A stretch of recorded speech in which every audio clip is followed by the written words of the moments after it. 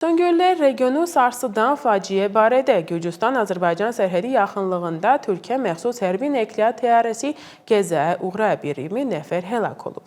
Təyyarə gecədən Türkiyəyə uçurdu. Gürcüstan Daxili İşlər Naziri xəbər verir ki, avtoqəza Azərbaycanla dövlət sərhədindən təxminən 5 kilometr aralıda baş verib. Hadisəyə ilk reaksiya verənlərdən biri Azərbaycan prezidenti İlham Əliyev olub. O, Türkiyə prezidenti Erdoğana başsağlığı teleqramı göndərərək baş verənlər derin sarsıntı keçirdiyini bildirib. Qəzaya uğrayan G-130 Herkules Amerika istehsalı olan hərbi nəqliyyat təyyarəsidir və qoşunların hərbi yüklərin daşınması və təxliyəsi üçün nəzərdə tutulub. O, Türkiyə Silahlı Qüvvələrin tərəfindən müxtəlif missiyalarda fəal şəkildə istifadə olunur.